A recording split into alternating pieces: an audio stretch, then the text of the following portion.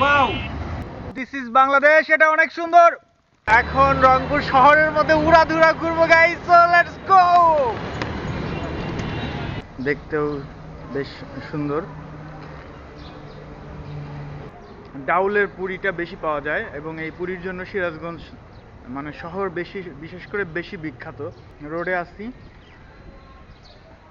মৃধা গাড়ি থেকে বিদায়, বগুড়া চার মাথা।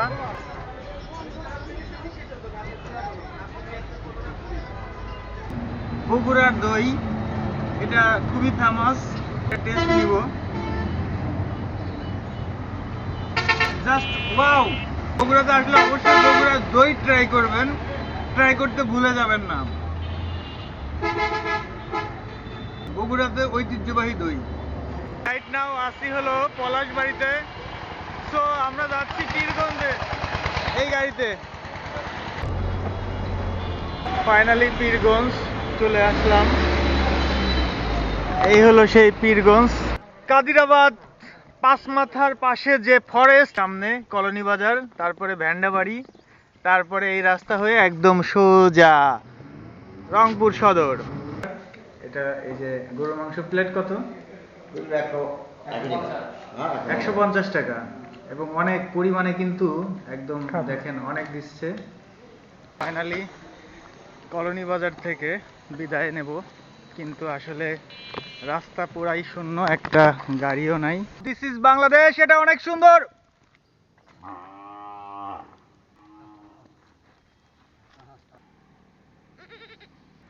এগুলো সবই হলো আকাশমণি গাছ। প্রিয় দর্শক, এই হলো আল্লাহ চত্বর, আর এটা হলো আপনার মূলত এরশাদ মোড়। আর এটা হলো সবগুলা এখানে মানে নাম আছে আল্লাহ পাকের, যে 99টা নাম, গুণবাচক নাম, এই প্রত্যেকটা নাম এখানে এই চত্বরের মধ্যে দেয়া আছে। আপের হাট, এটা হলো সেই লালবাগ মোড়। এটা কিন্তু রংপুরের মধ্যে মোটামুটি একটা ভাইরাল জায়গা। তো আমরা দর্শনা হয়ে লালবাগ মোড়ে এসেছি। এখন রংপুর শহরের মধ্যে উড়াধুরা ঘুরবো গাইস, সো লেটস গো।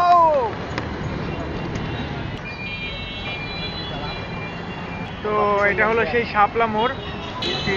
রাতের রংপুর।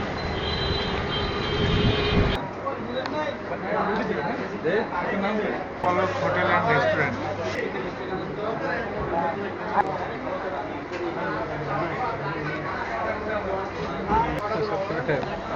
এই যে ভাইয়েরাও আছে সাথে।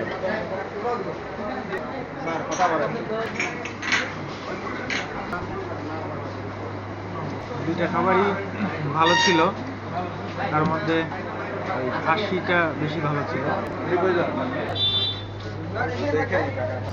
পলক, এইটা ব্যস্ত শহর, তার মধ্যেও এক টুকরো ভালোবাসা আর এক টুকরো ব্লগ। আমি আর আমার উপরওয়ালা হোটেল খুঁজতেছি, কিন্তু মানে আশেপাশের মধ্যে এরকম হোটেল পাচ্ছি না। যাই হোক, আমরা যাচ্ছি, তো আমাদের সঙ্গেই চলুন, দেখি কেমন হোটেলে আমরা আজকে রাত্রি যাপন করি। This is my room. আর কালকে হয়তো আগামীকাল সকাল থেকে আবার নতুন ট্যুর শুরু হবে।